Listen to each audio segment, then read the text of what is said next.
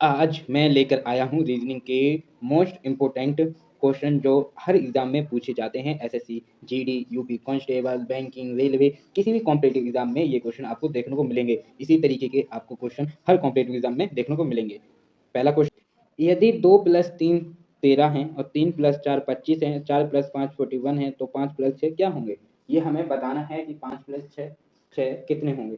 तो हम पहले एक चीज का ध्यान दें, इसमें पहले हम ये समझेंगे कौन सा पैटर्न का यूज हो रहा है। ये नॉर्मल ऐड तो नहीं है, नॉर्मल ऐड है ही नहीं। अगर नॉर्मल ऐड करेंगे तो 3 + 2 कितने होंगे? 5 होंगे। लेकिन ये नॉर्मल ऐड नहीं है, यहाँ स्क्वायर का यूज किया गया है। पैटर्न अगर हम समझें तो स्क्वायर लगाए गए हैं। जैसे हम अगर 2 के ऊपर अगर हम देखें तो इस 2 के ऊपर अगर हम स्क्वायर लगाते हैं, अगर इस 2 के ऊपर अगर हम स्क्वायर लगाते हैं और +3 के ऊपर अगर हम स्क्वायर लगाते हैं 3 के ऊपर, तो ये बन जाएगा आराम से 13 आंसर। कैसे बनेगा? 2 का स्क्वायर कितना होता है? 4, और 3 का स्क्वायर कितना होता है? 9। तो 4 और 9 जब हम जोड़ेंगे तो 13 इसका आंसर जो है वो आराम से आ जाएगा। ऐसे ही अगर हम 3 के ऊपर स्क्वायर लगाते हैं और 4 के ऊपर स्क्वायर लगाते हैं तो 3 का स्क्वायर कितना हुआ? 9, और 4 का स्क्वायर कितना हुआ? 16। तो फिर इसका भी आंसर जो है वो 25 आ गया। ऐसे ही अब हम तीसरा देखेंगे और अब हम चौथा देखेंगे। सिंपल पैटर्न अप्लाई करना है, जैसे इसमें पहले से हो रहा है वैसे यहाँ पर भी हमें सिंपल पैटर्न अप्लाई करना है। तो हम क्या करेंगे, जब हम 5 पर स्क्वायर लगाएंगे प्लस 6 पे स्क्वायर लगाएंगे तो टोटल हमारा कितना आएगा? 6 पे जब हम लगाएंगे तो 5 का स्क्वायर कितना होता है? आप लोग बताइए 5 का स्क्वायर कितना होता है? तो इक्वल टू में हमारा कितना आएगा? 25। और 6 का स्क्वायर कितना होता है? 36। जब इन दोनों को हम जब जोड़ेंगे तो कितना आएगा? 6 5 कितना हुआ? 11। 11 की कितनी? 1 हासिल। 3 2 5, 5 और 1 हासिल 6। कितना आंसर आया? 61। अब हम देखेंगे इस ऑप्शन में 61 दिया हुआ, बिल्कुल दिया गया है ऑप्शन बी। तो हमारा करेक्ट आंसर क्या आया? Option B. नेक्स्ट क्वेश्चन, यदि ए 1 है और बी 2 है तो जेड 26 है, तो सी ए टी कैट कितना बनेगा? आप देखिए यहाँ एक पूरा नाम दिया गया है। आपने अल्फाबेट रीजनिंग के बारे में आपने सुना होगा, ए का मतलब 1 होता है, अल्फाबेट को नंबर से बदल देते हैं। तो ये उसी पैटर्न पर है। यदि ए 1 है और बी 2 है तो जेड अल्फाबेट टोटल एबीसीडी में अल्फाबेट कितने होते हैं? 26। तो जेड कितना है? 26। तो अब हम इसे समझते हैं। अब सी हमारा, जैसे ए 1 है, बी 2 है, तो सी क्या होगा हमारा? 3। सी हमारा कितना होगा? 3। ऐसे ही ए हमारा क्या होगा? अब ए हमारा 1 है और टी हमारा क्या होगा? चलिए ये भी देखते हैं। तो टी हमारा जो होगा वो होगा 20, यानी 20वें नंबर पे टी आएगा। तो अगर अब हम इन डिजिटों को ऐड करते हैं यानी जोड़ देते हैं तो क्या आंसर बनेगा? 20 + 1 और +3, यानी 3 और 1 4, 4 और 20 कितना हुआ? 20 + 4 कितना हो गया? तो कौन? 24 हो गया। तो हम इसमें देखेंगे 24 कहाँ दिया गया? 24 पहले ऑप्शन पे दिया गया है, यानी ऑप्शन ए हमारा करेक्ट आंसर होगा। ऑप्शन ए जो है वो हमारा करेक्ट आंसर होगा। नेक्स्ट क्वेश्चन, श्रृंखला पूरी करिए। ये सीरीज दे रखी है और इस सीरीज को हमें पूरा करना है। इसमें अब हम ये देखेंगे कि 3 से 9 कैसे हो गया, 27 कैसे और 81 कैसे आया। अगर आप यहाँ ध्यान दें तो आप देख रहे होंगे कि 3 गुना हो रहा है यहाँ।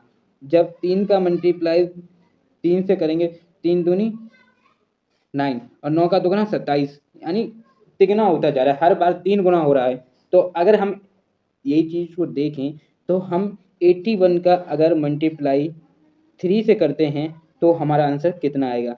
3 1 जा 3 आ गया, और 3 8 जा कितना हो गया? 24, यानी 24। तो जो हमारा आंसर निकल के आ रहा है ये आ रहा है 243। अब ये हमें कहाँ दिया गया है? ये हमें दिया गया है ऑप्शन बी में। तो हमारा जो करेक्ट आंसर आएगा वो आएगा ऑप्शन बी, करेक्ट आंसर है। आप लोग ऐसे ध्यान दीजिए कि आप पहले ये देखिए कि इसमें हो क्या रहा है, मतलब डिजिट ये कैसे आ गई हैं। तो आपने ध्यान दिया हो तो आपको सिंपल सा समझ में आ रहा है कि 3 गुना इसमें हो रहा है। हमेशा सीरीज वाले क्वेश्चन हमेशा ऐसे ही आते हैं, या 2 गुना होगा उसमें, 3 गुना होगा, या कुछ डिजिट का सेम गैप होता चला जाएगा। ऐसे ही सवाल ज़्यादातर सीरीज में आते हैं इस तरीके की। यदि पेन को 26 लिखें, यदि पेन को 26 लिखें तो किताब को क्या लिखेंगे? किताब को कितना लिखेंगे? तो अगर हम देखते हैं कि पेन को 26 लिखा तो किताब को क्या लिखेंगे? पहले अल्फाबेट पोजीशन निकालते हैं, अल्फाबेट पोजीशन निकालते हैं। तो पी की वैल्यू कितनी होती है? पी की वैल्यू कितनी होती है? पी की वैल्यू होती है 16। अगर हम देखते हैं कि पी की वैल्यू 16 दी हुई है तो ई की वैल्यू हम निकालेंगे। अगर ई की वैल्यू अगर हम निकालें तो 5, ई कौन से 5वें पोजीशन पे आता है। और ऐसे ही अगर हम ए की वैल्यू 5वें नंबर पे आती है, ऐसी एन की वैल्यू जो आती है वो 14 नंबर पे। ऐसी एन की वैल्यू कितने नंबर पे आती है? 14 नंबर पे आती है। तो अगर हम देखें पेन कैसे लिखा, पेन लिखा गया 16 प्लस 5 प्लस 14, टोटल कितना हो गया 35। ठीक है, 35 हो गया। अब ध्यान दें, यदि 26 लिखा गया है यानी 35 में से -20, 35 में से -9, तो ये टोटल कितना आ गया 26। ठीक है, ये इक्वल टू का साइन है यहाँ पर। ठीक है, 26 आ गया।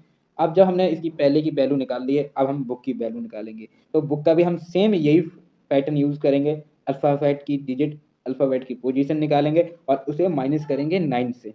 ठीक है, सम कितना निकालेंगे हम, सम का यूज करेंगे 9, 9 सम का यूज करेंगे, लेटर का सम 9 रखेंगे। अब हम देखेंगे बुक, बुक में पहला शब्द है बी, बी का यूज हो रहा है और बी की वैल्यू कितनी होती है 2। ओ, ओ अल्फ़ाबेट 15वें पोजीशन पे आता है, ये आप जानते ही हैं, और फिर से ओ किया यानी फिर से 15 पोजीशन, और के का यूज जो होता है वो के आता है 11 नंबर पे। ठीक है, अब हम पूरा सम देखें तो हम क्या करेंगे, 2 प्लस 15 प्लस 15 प्लस 11। ठीक है, प्लस 11। अब हम इसे करते हैं, ठीक है, फिर से। तो अब हम जब ये यूज़ करते हैं तो अब हमारा क्या डिजिट आना चाहिए, टोटल हमारा आया 43, और 43 को फिर से हम कितने 9 से माइनस करते हैं, कितने 9 से माइनस जब अगर हम करेंगे 43 को, तो टोटल हमारी जो वैल्यू निकल के आएगी वो आएगी 34। ठीक है, 34 निकल के आई। अब हमें ये देखना कि 34 तो इसमें ऑप्शन में दिया ही नहीं है, 34 तो ऑप्शन में दिया ही नहीं है।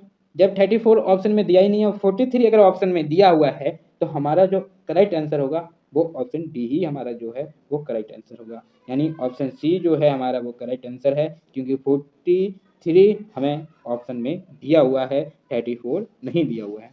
ठीक है, नेक्स्ट क्वेश्चन लिखेंगे, अगर एप्पल को ELPPA लिखा जाए तो स्मार्ट को कैसे लिखेंगे। आपने देखा होगा इसमें क्या किया गया है, आप अगर ध्यान से देखें और अगर इसे समझने की कोशिश करें, अगर आपने ऐसे कभी क्वेश्चन देखे हैं तो आप एक चीज़ यहाँ नोटिस कर रहे होंगे कि इसमें क्या किया गया है। तो स्मार्ट को हम क्या लिखेंगे, तो आप एक चीज़ ध्यान दीजिए, कोडिंग डिकोडिंग का पहली बात तो क्वेश्चन है कोडिंग डिकोडिंग का, यदि लिखा जाए तो स्मार्ट कैसे लिखें, तो इसमें इस पैटर्न का यूज़ किया गया है कि जो पहला वाला डिजिट है उसे सबसे पीछे गया है, ठीक है, उल्टा स्टार्ट किया गया है, इस साइड से ना करके इस साइड से इसे स्टार्ट किया गया है। यदि एप्पल को ELPPA लिखा जाए तो स्मार्ट को कैसे लिखेंगे। आपने एक चीज़ हमेशा ध्यान देने वाली बात ये है, ये कोडिंग डिकोडिंग का सवाल है, पहले तो हमें क्वेश्चन समझना होगा किस हिसाब से दिया गया है, ये कोडिंग डिकोडिंग का सवाल दिया गया है। और आप यहाँ एक चीज़ हमेशा नोटिस करना है, एक चीज़ आप जब इस तरीके के सवाल आए तो एक चीज़ हमेशा नोटिस करना है, इनमें या क्या कोडिंग डिकोडिंग का मैथ से भी और अल्फाबेट से भी जो है वो सवाल बनते हैं। यदि आप यहाँ एक चीज़ ध्यान दें तो इसमें उल्टा लिखा गया है, एप्पल सीधा लिखा गया है, लेकिन जो इधर जो ये लिखा गया है अल्फा, ये थोड़ा उल्टा लिखा गया है। कैसे उल्टा लिखा गया है, आपने देखा होगा जो APPLE बना गया है उसे कैसे लिखा गया है, जो लास्ट की डिजिट है उसे पहले यूज़ किया गया है, जैसे ELPP और ए लिखा गया है। ऐसे ही अगर हम स्मार्ट को लिखते हैं तो स्मार्ट को जब हम लिखेंगे इसी पैटर्न के अनुसार तो क्या लिखेंगे, चलिए वो भी हम देख लेते हैं। अब क्या है, ये हमारा स्मार्ट लिखा हुआ है, ये हमने स्मार्ट लिख लिया, इसको अगर हम इसी पैटर्न से लिखते हैं तो हमारा पहले क्या बनेगा टी, फिर आर, फिर ए, फिर एम और एस। अब हम देखते हैं ये हमारे इन ऑप्शन में मैच हो रहा है, TRAMS। आपने एक चीज़ ध्यान दिया होगा, सारे ऑप्शन मैच कर रहे हैं, यानी हमारा करेक्ट आंसर कोई सा भी हो सकता है, तो आप कोई सा भी टिक लगा दीजिए। चलिए अब हम दूसरा सवाल देखते हैं। छठा सवाल हमारा क्या कह रहा है, यदि डॉग को 26 लिखा जाए और कैट को 24 लिखा जाए तो बैट को कितना लिखा जाएगा अगर डिजिट में लिखा जाए। ठीक है, ये क्या इंग्लिश अल्फ़ाबेट के हिसाब से भी यही क्वेश्चन दिया गया है। डी, आप देखें इसमें अल्फ़ाबेट काउंटिंग का यूज़ किया गया है, अल्फ़ाबेट पोजीशन का यूज़ किया गया है, जैसे कि डॉग डी कितने डिजिट पे आता है 4 नंबर पर, और ओ कितने नंबर पे आता है 15 नंबर पर, और जी कितने नंबर पे आता है, तो जी आता है हमारा 7 नंबर पे। अगर हम इन डिजिट को टोटल ऐड कर दें तो हमारे ये बनेगा 26। ऐसे ही अब हम कैट का देखेंगे, अगर कैट का देखते हैं तो सी आता है हमारा कौन सी पोजीशन पे, सी आता है हमारे तीसरे नंबर पर, ए आता है हमारा 1 नंबर पर, और टी आता है फिर से 20 नंबर पर। अगर इनको जोड़ें तो 20 और 1 21, 21 और 3 24, यानी 24। ठीक है, ऐसे ही अब हम बैट निकालेंगे, बी आता है दूसरे नंबर पर, ए आता है पहले नंबर पर, और जैसे कि अभी हमने टी देखा था टी आता है 20वें नंबर पर। ठीक है, तो 2 प्लस 1 प्लस 20, ठीक है, 20 प्लस 1 कितना हो गया 21, और 2 कितना हो गया 23। ठीक है, 23 आ गया। अब हम ऑप्शन में देखते हैं, बी है ऑप्शन 23, यानी हमारा करेक्ट आंसर ऑप्शन बी है। नेक्स्ट क्वेश्चन, यदि दिल्ली को ऐसे लिख सकते हैं, यदि दिल्ली को ऐसे लिख सकते हैं तो बम्बई को क्या लिखेंगे? तो बम्बई को क्या लिखेंगे? यदि दिल्ली को ये लिखा जाए तो बम्बई को क्या लिखा जाएगा, कैसे लिखेंगे? इसमें आप एक पैटर्न ध्यान दीजिए, इसमें क्या किया गया है कि हर एक डिजिट को माइनस किया गया है। जो डिजिट किया गया है, जो डिजिट जो दी गई है उसे एक पॉइंट यानी एक लेटर माइनस कर दिया गया है। जैसे आप देखें, दिल्ली को क्या दिया गया है, तो डी बना हुआ है, ठीक है, तो इसमें एक माइनस किया यानी सी लिखा गया। तो ऐसे ही जब हम बम्बई लिखेंगे तो हम क्या करेंगे, एक एक डिजिट को माइनस करते हुए चलेंगे, एक एक डिजिट को माइनस करेंगे। जैसे जब एम लिखेंगे तो एम में जब एक माइनस करेंगे तो क्या आएगा, एम से पहले एल। ऐसे ही जब यू को माइनस करेंगे तो क्या निकल कर आएगा, एक टी। ऐसे ही फिर से एम को माइनस करेंगे एक, तो फिर निकल के आएगा एल। अगर अगर हम देखें कि सबको माइनस करें अगर, तो हमारी जो वैल्यू निकल के आएगी वो निकल के आएगी L T L A Z H. ये ऑप्शन में देखते हैं, L T L A H, यानी ऑप्शन ए जो है हमारा वो करेक्ट आंसर है। ऑप्शन ए जो है वो हमारा करेक्ट आंसर है इस क्वेश्चन का। नेक्स्ट क्वेश्चन, पेंसिल राइटिंग और नाइफ क्या है? ये एसएससी जीडी में 2023 का क्वेश्चन है। ये एसएससी जीडी 2023 का क्वेश्चन। अगर पेंसिल का काम, जैसे अगर हम समझें भी, तो पेंसिल का काम होता है लिखने का, तो चाकू का काम क्या होता है, काटने का, यानी ऑप्शन ए जो है हमारा वो करेक्ट आंसर है। नेक्स्ट क्वेश्चन, ये भी इसी पैटर्न पे दिया गया है। इसे अगर हम समझें, वर्ड क्या करता है, उड़ता है यानी फ्लाई करता है, और फिश क्या करती है, तैरती है यानी वाटर में रहती है। तो हमारा ऑप्शन ए है इसका भी करेक्ट आंसर। Next question,